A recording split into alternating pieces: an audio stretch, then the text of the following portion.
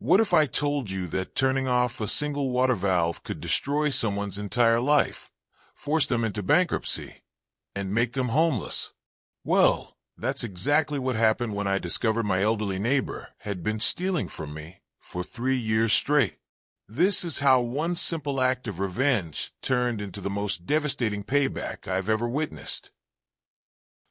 Let me take you back to the beginning of this wild journey that started with what I thought was going to be the American dream, buying my first house in the heart of downtown.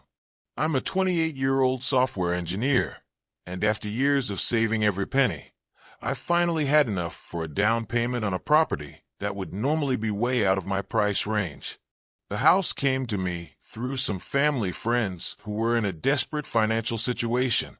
They'd bought this place 5 years ago with big renovation dreams, but life had other plans. A job opportunity overseas came up suddenly, and they needed cash fast to make the move. Since they'd been living abroad for almost 3 years, they were ready to let it go for 60% of its market value. In downtown Chicago, that was still a hefty sum, but it was the deal of a lifetime. When I first walked through that property, I'll be honest, it looked like something out of a horror movie. The previous owners had left mid-renovation, so there were exposed wires hanging from the ceiling, half-finished drywall, and the main entrance was secured with nothing more than a padlock you'd use on a shed. There wasn't even a proper gate around the property, which meant anyone could just stroll right up to the front door. But I saw potential where others saw problems. The bones of the house were solid, the location was unbeatable, and with some elbow grease and investment, I knew I could turn it into something amazing. Plus, I had my 3 German shepherds, Rex, Bruno, and Titan, who were better than any security system money could buy. The sale closed on the first Monday of the month, and I moved in that same week. I was excited to start this new chapter of my life, but that excitement was short-lived when I discovered just how brazen some people could be. On my very first day in the house, I walked into what was supposed to be my garage and found someone's mountain bike just sitting there like it owned the place. Not parked outside, not leaning against the building, literally inside my garage. I was stunned by the audacity. This wasn't some kid's bike that had rolled down a hill. This was an expensive trek that someone had deliberately placed in my private property. I wheeled the bike out to the street and immediately called a contractor to install a proper gate and fencing system. Within hours, I had workers there setting up a 6-foot privacy fence with a locked gate. The timing couldn't have been more perfect because around 5 in the evening, this angry guy in his 50s came stomping up to my new gate, pounding on it like he was trying to break it down. I watched him through my front window for about 15 minutes. He was red-faced, shouting about his bike, demanding I come out and explain myself.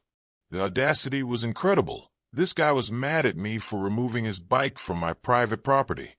I didn't bother answering the door. Eventually, he spotted his bike on the street, grabbed it, and pedaled away while shooting dirty looks at my house. That incident told me everything I needed to know about the neighborhood dynamics. For 3 years, people had been treating my property like a public park. The lack of gates or proper security had turned it into the neighborhood's unofficial parking lot and storage facility. Over the next few weeks, I dealt with a constant stream of people who hadn't gotten the memo that the house was no longer abandoned. Every morning, I'd wake up to find cars parked right in front of my gate, blocking my driveway completely. I installed a no parking private property sign, and thankfully, that solved most of the problem. Things were settling into a routine, and I was starting to enjoy my new place. I'd spent weekends working on repairs. My dogs had claimed the backyard as their kingdom, and I was finally starting to feel like I was home. That's when I noticed something odd about my water pressure. It was a Tuesday morning, and I was taking my usual shower before work when I realized the water was barely trickling out of the showerhead. At first, I thought maybe there was a problem with the city's water supply or some issue with my plumbing. But then I heard something that made my blood run cold. the distinct sound of a water pump running next door. My next-door neighbor lived in this towering 3-story house that had been converted into rental units. The bottom floor was occupied by this elderly guy, probably in his 70s, who'd been living there for decades. The second and third floors were rented out to tenants. From what I could gather through neighborhood gossip, this old man relied entirely on rental income to survive. Now, here's where things get interesting. My family friends, the previous owners, had warned me about this neighbor before I bought the house. Apparently, when they announced they were selling, this old guy had lost his mind. He'd confronted them multiple times, arguing that selling the house would ruin the neighborhood character and bring in undesirable elements. The racism was barely veiled.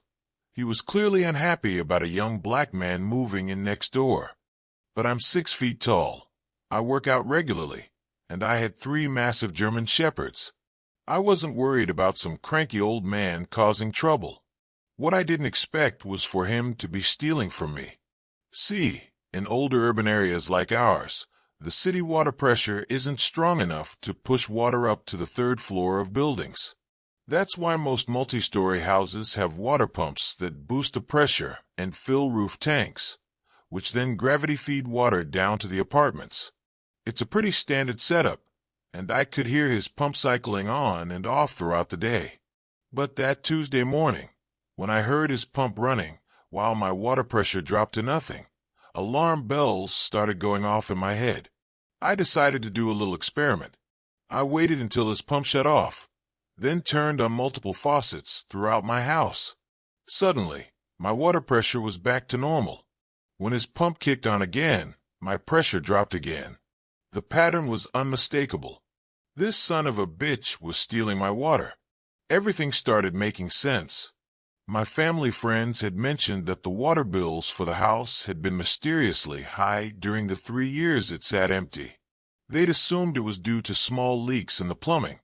Old houses are prone to that kind of thing. But now I realized the bills were high because this old thief had been helping himself to my water supply for years. At some point during those 3 years, probably soon after my friends moved out, this guy had figured out a way to tap into my water line. He was using my water to fill his tanks, which meant he was essentially getting free water service while I was footing the bill. The sheer audacity of it was breathtaking. I spent the next few days investigating, trying to figure out exactly how he was siphoning my water. I checked every inch of my property line, looking for unauthorized connections or taps. The setup was clever. He'd clearly done this before or had some experience with plumbing. I couldn't find the exact connection point, but the evidence was overwhelming every time I tested the water pressure. Now, I had a few options here. I could confront him directly, but given his hostile attitude about me buying the house, I doubted that would go well. I could call the city or the police, but proving water theft is complicated, and it could take months to resolve. I could call a plumber to track down the connection and remove it, but that would cost me money to fix a problem I didn't create. Or I could get creative. Here's the thing about water bills in Chicago. They're not expensive. Even with my 3 dogs, weekly car washes, and maintaining a small garden, my monthly water bill was only around $40 to $50. The amount this guy was stealing probably added maybe $10 or $15 to my bill. In the grand scheme of things, it wasn't going to make or break my budget. But this wasn't about money. This was about principle. This was about some entitled old racist thinking he could take advantage of me just because I was young and new to the neighborhood. This was about him assuming I was too stupid or too inexperienced to notice what he was doing. This was about 3 years of theft that he thought he'd gotten away with. I wanted to teach him a lesson he'd never forget. The solution that came to me was beautifully simple. I didn't need to find his illegal connection. I didn't need to prove anything to anyone. I didn't need to spend a dime or break any laws. All I had to do was turn off my main water supply at the right time. Here's how household water systems work in older Chicago buildings. There's a tank on the roof with a float valve that detects the water level. When the level drops below a certain point, the valve opens and sends a signal to the pump to start filling the tank. When the tank is full, the valve closes and the pump shuts off. It's a simple, reliable system that's been used for decades. But here's the critical part. If the water level in the tank doesn't rise after the pump starts, the valve stays open, which keeps the pump running. And pumps are not designed to run continuously without water flowing through them. Running a pump dry will overheat it, burn out the motor, and potentially cause electrical problems. My plan was diabolically simple. I would wait for his pump to start its cycle, then immediately turn off my main water supply. His pump would keep running, trying to fill his tank with water that was no longer flowing. With any luck, I'd burn out his pump and cause him some expensive repairs. What I didn't anticipate was just how catastrophic the results would be.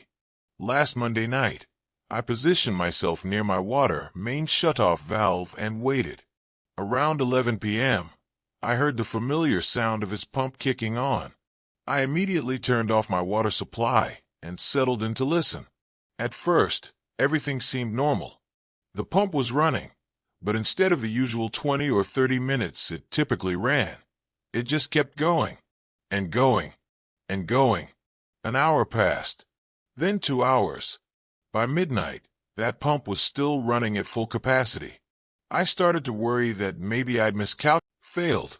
His wiring had overheated, and the whole house had lost power. But since this was an old house with outdated electrical systems from the 1990s, the damage was far more extensive than it should have been.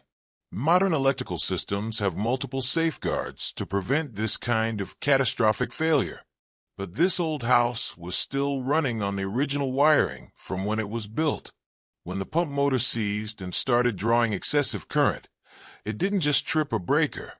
It fried the main electrical panel and damaged wiring throughout the house. I listened to the chaos unfolding next door with a mixture of satisfaction and growing concern. The tenants were understandably freaking out.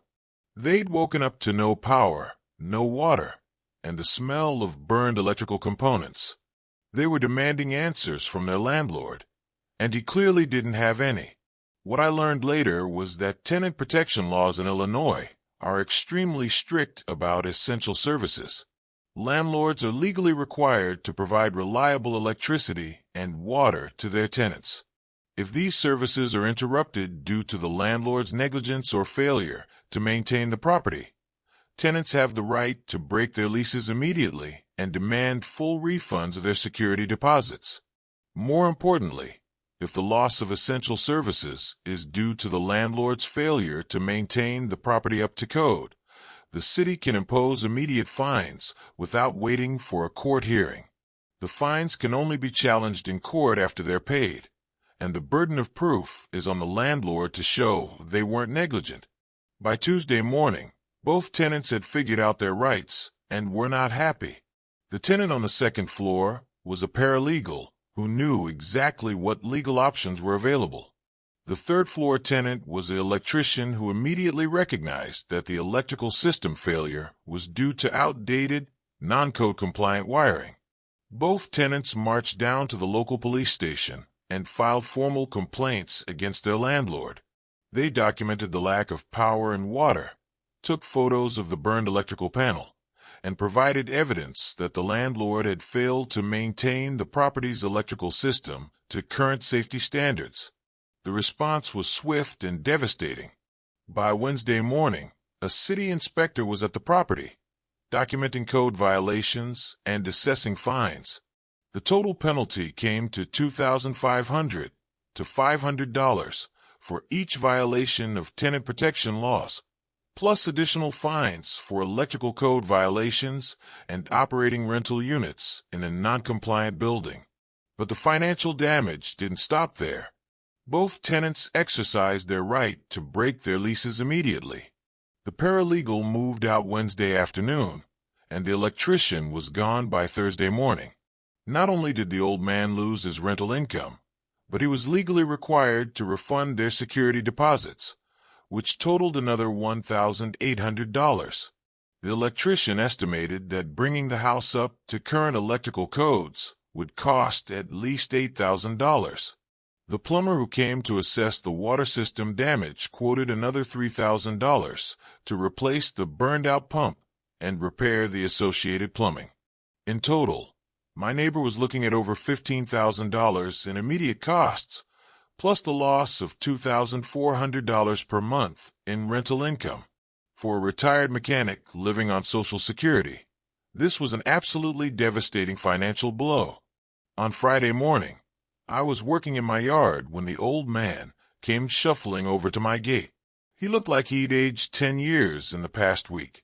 His eyes were bloodshot, his clothes were wrinkled, and he had the defeated posture of someone whose world had just collapsed. "Excuse me," he said quietly, a far cry from the aggressive tone he'd used in previous interactions. "Did you turn off your water supply Monday night?" I looked him straight in the eye and delivered the lie I'd been rehearsing all week. "Oh yeah, I discovered a new leak in one of my pipes Monday evening. Had to shut off the main supply until my plumber could come fix it Tuesday morning." "Why do you ask?" The look on his face was priceless. I could see the gears turning in his head as he realized what had happened. He knew that I knew about his water theft. He knew that his free water supply had been the cause of his current disaster, and he knew that there wasn't a damn thing he could do about it. "Oh, no reason," he mumbled. "Just wondering if you'd had any water issues." "Nope, everything's working perfectly now," I replied cheerfully. "The plumber fixed that leak right up. You have a great day now."